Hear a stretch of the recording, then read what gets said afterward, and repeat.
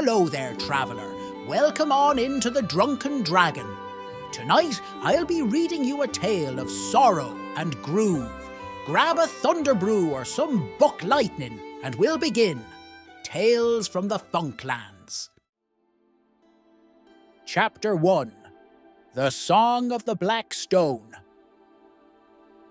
The tale of Lord Brangus brought Lemmy Pemmy Thunderbrew to the southern kingdoms of the Funklands, where the Melody Mountains rise majestically above the forests and rivers below.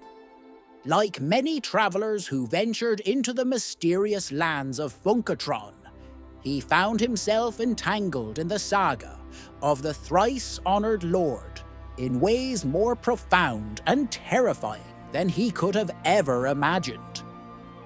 This was no small claim, for Lemmy was a dwarf of House Thunderbrew and of considerable imagination. From a young age, Lemmy had possessed a talent for perceiving hidden paths where others saw only obstacles. Barely out of the nursery, he envisioned intricate mechanisms that revolutionized the forges of his homeland, tripling the output of their once failing mines. His family considered these flashes of insight a blessing that more than compensated for the limp that had afflicted him since birth. Lemmy neither questioned the twisted leg nor the sudden, unexpected ideas that rendered the world so clear to him. He understood neither, but recognized that both, in their own way, served him well. The twisted leg saved him some 3 years before he ventured into Funkatron's heart from being conscripted into the forces of Beth Jesus. This often terminal fate was shared by many of Lemmy's fellow dwarves, who bore the suffering brought by Jesus' relentless campaigns against the free realms. In this, if in nothing else, Beth Jesus found common ground with other tyrants of the cosmos: Alfred the Cursed of Bupator, Ivana of the Poisoned Lily on Botanica, and the ever-growing conglomerate, Ponecorp.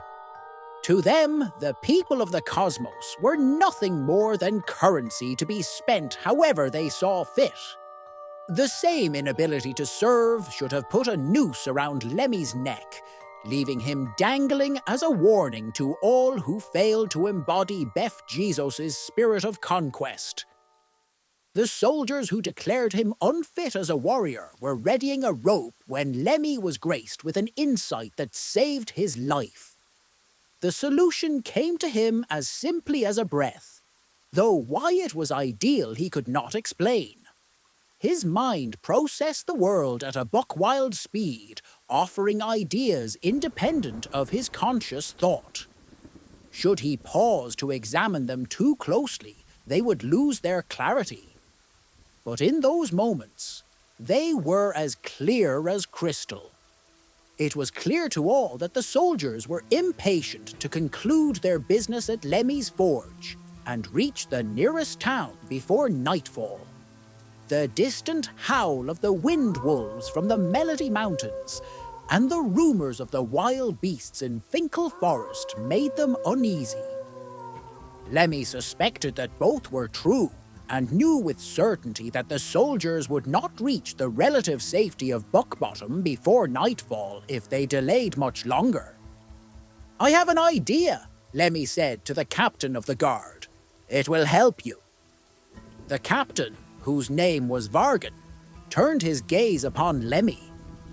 It was unclear whether he was shocked that the crippled dwarf had spoken at all, or surprised by the suggestion itself.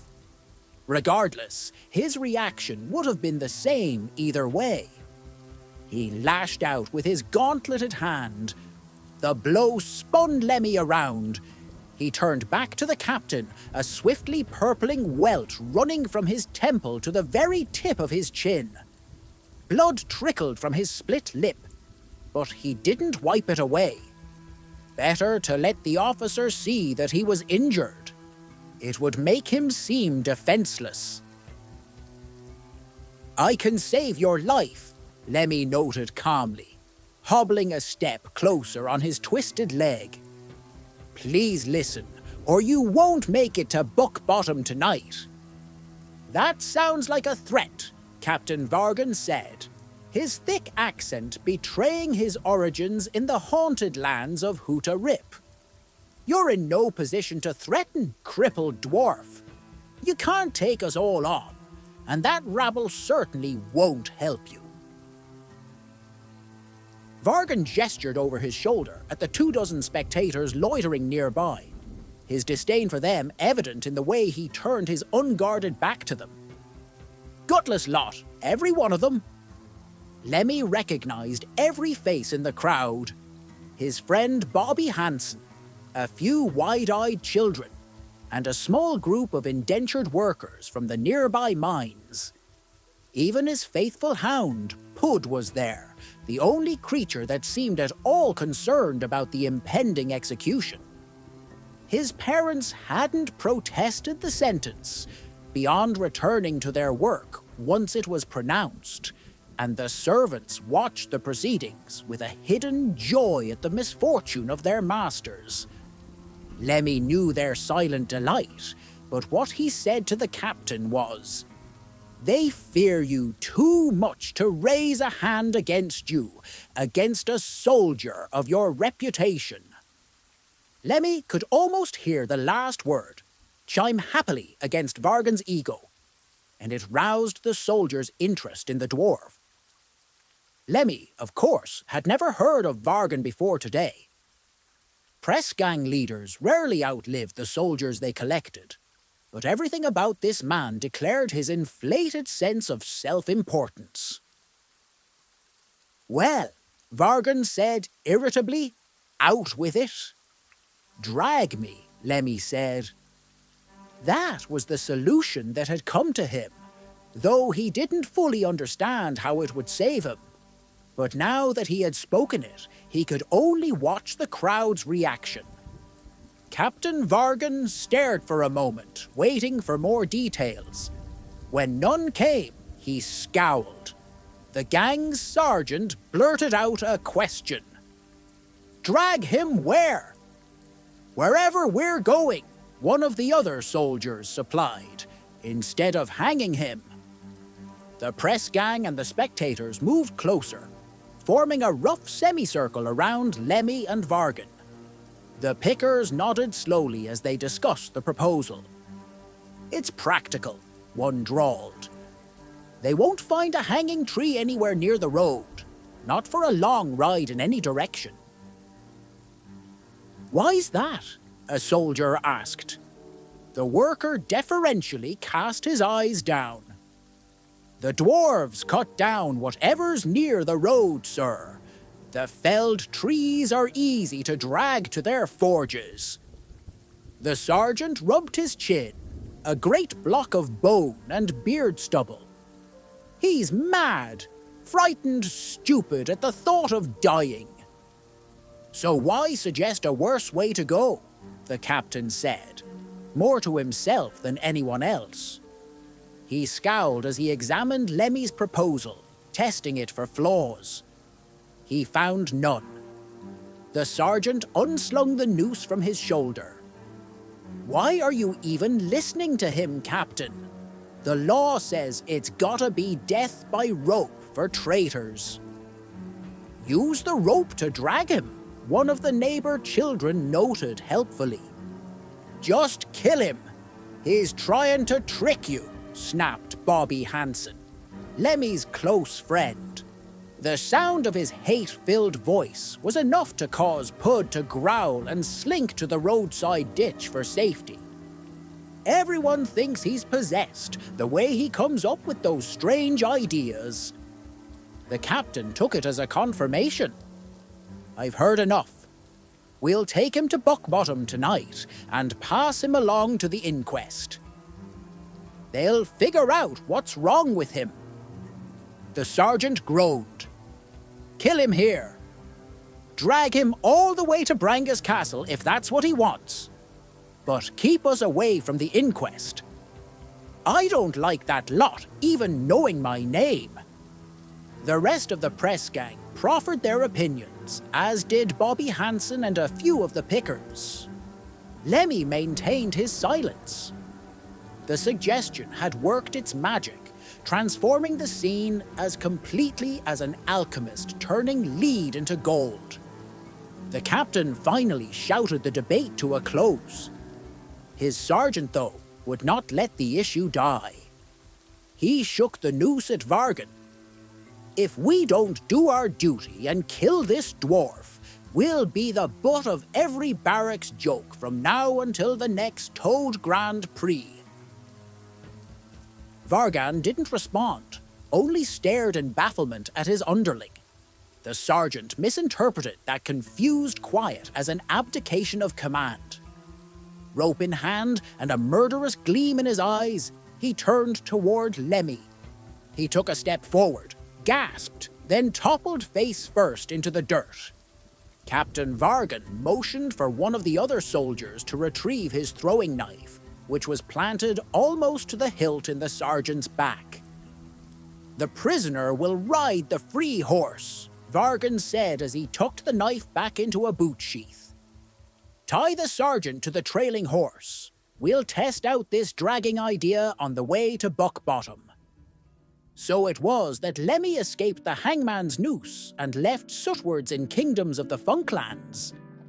His hound followed at a run, dodging rocks hurled by Bobby Hansen, who didn't have the nerve to throw them at the riders. The faithful mongrel had nearly run itself to death by the time the press gang reached the village of Buck Bottom. It had time to recover, camped dutifully outside the one-room jail where Lemmy awaited the arrival of the Inquest.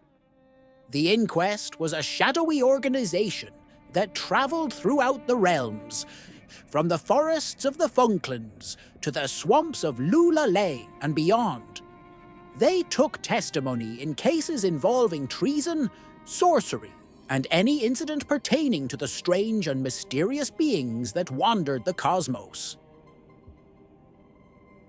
The Inquest arrived at midnight wherever they went, their wagons gone before dawn. A month usually separated their visits to. Any particular village, though a pressing matter would draw them immediately. Lemmy obviously met their criteria for importance. The Inquest arrived that very night to interrogate him. The trial was brief. In nearly total darkness, Captain Vargan, a few soldiers, and finally Lemmy himself addressed the Inquest. The judges lingered in the jail's shadow-sealed corners, asking only a few questions in voices that were strangely uniform.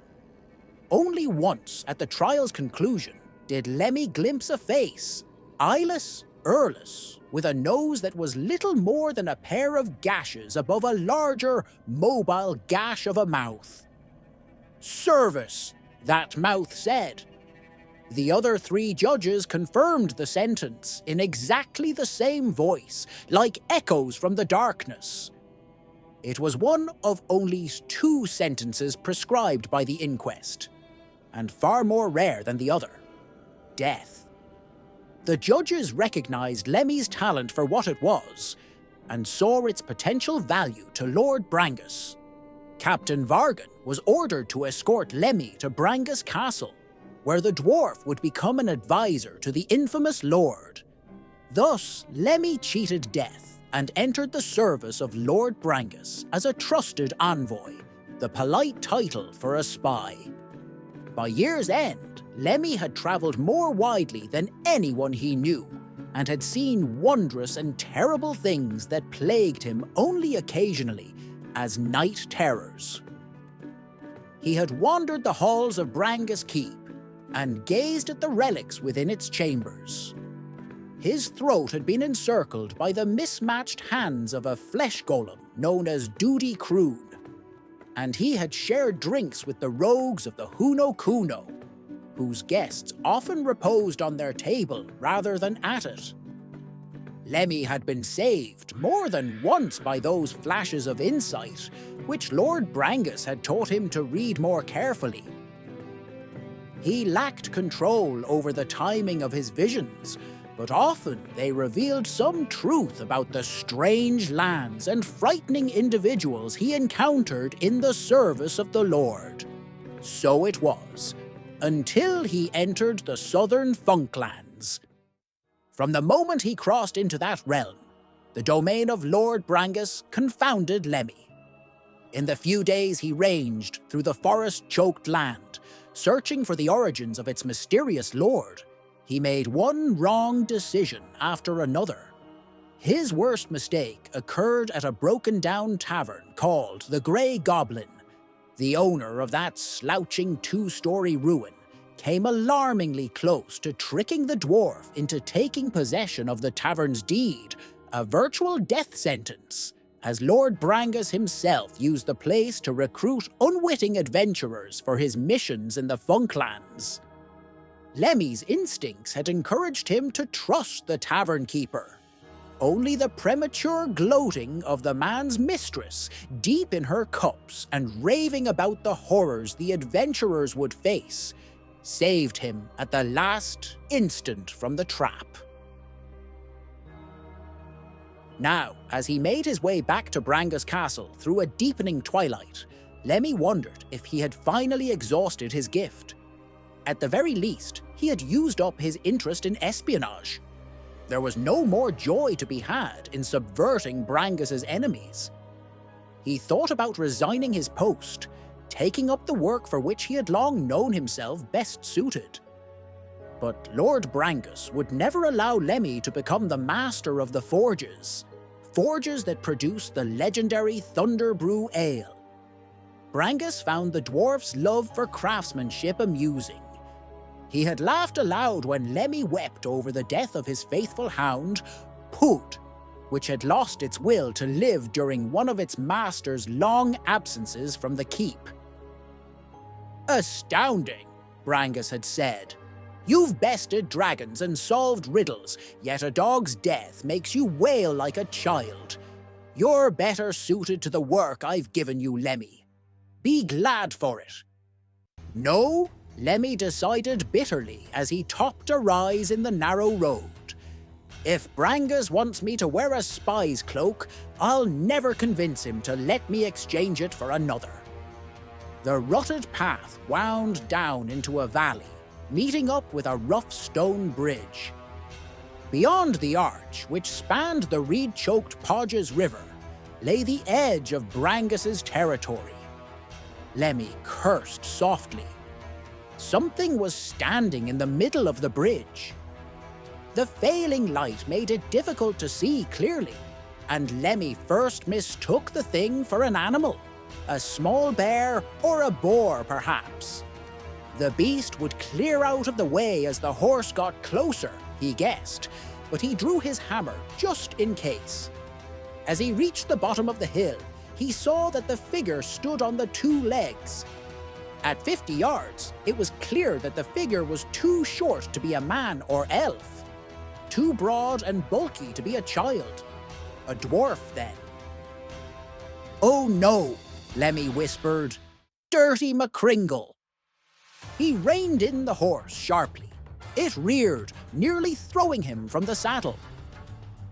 The elaborate brace forged for Lemmy by the smiths of the Brangus keep made it easier for him to ride, but it couldn't completely compensate for his twisted leg.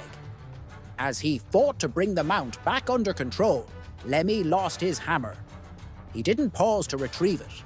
The weapon would do him no good, not against Dirty McCringle. "Give up," the dwarf shouted from the bridge. "There's nowhere to run." The woods were too thick on either side for a mounted man to ride more than a stone's throw before being blinded or knocked senseless by a low branch. The best option, Lemmy thought, was to race back up the road, to put enough distance between himself and the dwarf to dismount, then to duck into the forest on foot. With a little luck, he could later reach Brangus Castle through some half-forgotten path. Passing from the Melody Mountains to Brangus's domain would place him beyond the reach of the darkest magic employed by Dirty McCringle.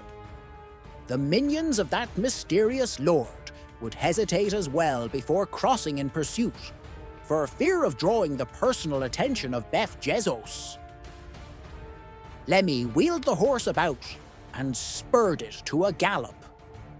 With the clomping of his mount's hooves, the clatter of his tack, and his leg brace, and the near-deafening thunder of his own heart filling his ears, Lemmy shouldn't have been able to hear the other riders. But he did. The approaching hoofbeats thudded across the valley like the slamming of coffin lids. Their terrible sound heralded the arrival of two riders, who appeared atop the rise just as Lemmy started up the hill. The world seemed to slow, time itself shuddering to a halt at the sight of the twin horrors. Fleshless hands curled around the reins of horses that shook off wormy clots of meat with each step. Armor that seemed more tarnished than metal clattered against bare ribs. Open-faced helmets framed visages of bone. Their mouths gaped wide in mirthless, rictus grins. Lemmy did not need to turn his horse again to direct its retreat from the skeletal riders. The animal wheeled on its own, eyes wide with terror. It barreled back toward the bridge. The riders followed. For all their preternatural slowness, they somehow gained ground on the dwarf quickly. Given a choice, Lemmy would have faced the riders before Dirty McCringle. He had a particular dread of creatures like the dwarf, or the thing the dwarf was supposed to be if the stories he'd heard were to be believed. Beth Jesus's generals too had warned him against tangling with Dirty McCringle. He was unpredictable, the sort who might turn a simple act of espionage into an excuse for open warfare. Lemmy could only hope that the stories were exaggerations, for there was no stopping his horse now. It recognized the stench of the grave emitted by the dead riders. "Fate favor me," Lemmy said, then kicked his mount into a full charge.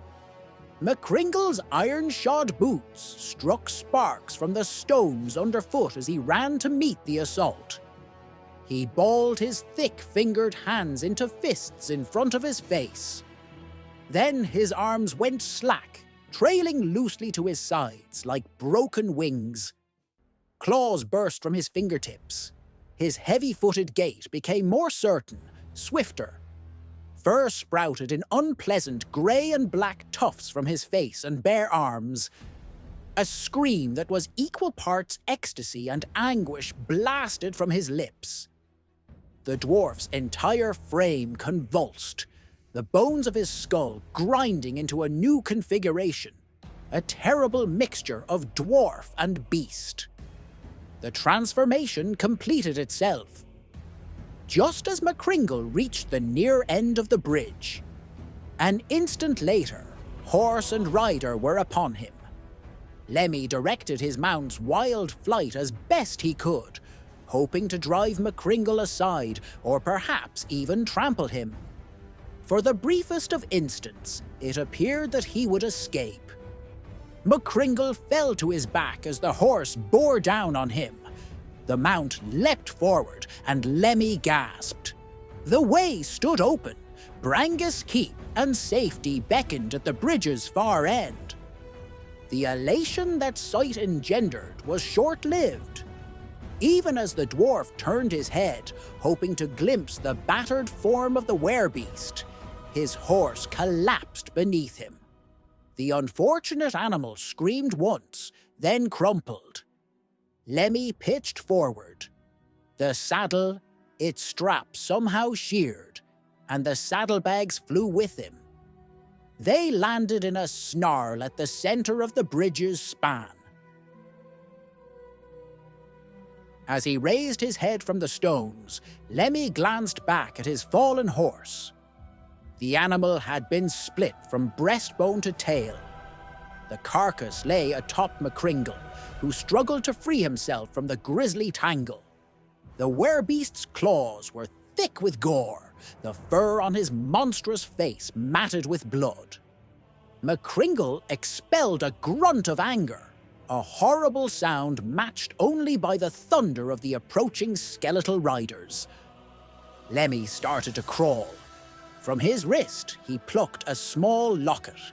The filigreed silver gleamed softly, just as it had the day Lord Brangus had given it to the dwarf. Now, in his hour of greatest need, Lemmy pressed it to his lips and invoked the charm it carried. "Lord Brangus, aid me," he called. "I have what you want. I have the relic." He looked to the far end of the bridge. There, shrouded in the gathering gloom, stood Lord Brangus. Clad in grey, he could have been cut from the shadows themselves. He crossed thin arms over his chest impatiently. A breeze stirred his wild mop of black hair, uncovering his eyes for a moment. The dark orbs glittered brightly in a pale white face. "Give it to me," he cried, quickly. Lemmy snatched up the saddlebags, stuffed to bursting with scraps of parchment and folios of notes about the relic. As the dwarf raised the satchels above his head, the world went suddenly silent. McCringle's growls and the awful thunder of the dead riders, even the dull murmur of the river, all quieted at the same instant. A soft, unpleasant sound quickly filled the void. It was a voice as deep and bleak as a bottomless chasm. It shook the soul and froze the blood. Lemmy found himself paralyzed. "What do you hear?" shouted Lord Brangus, but his servant could not answer. The droning of the voice had become a song, a dirge of shattered faith and forsaken love. It was the tale of Lord Brangus, sung by the ancient spirits themselves. The words of that dire song gathered along the border, but would not pass beyond. They coalesced into thorny stems that reached high into the sky. With each new verse of the lament, the stems stretched upward, swelling at the tops with tightly closed buds. Then the song grew discordant, the story confused. The orderly row of stems tangled, the thorns tore at each other, and the wounds they left wept thick, viscous tears. Lemmy felt the song take root in his mind. The melody sent tendrils deep into his thoughts, seeking out memories the dwarf had carefully walled off. They tapped into his most ghastly deeds, the morbid and horrific reflections that surrounded them, and drank of their vileness. The urge to expel that poison overwhelmed Lemmy, and he himself began to sing. His crimes, and those of every other soul within the cursed land, created a dreadful harmony that swelled the buds atop the tangled stems. Finally, when no more voices could be added to the chorus, the flowers opened. Black roses, their petals blotted out the sky and filled the world with the fragrance of corruption. And thus ends Chapter 1 of Tales from the Funklands.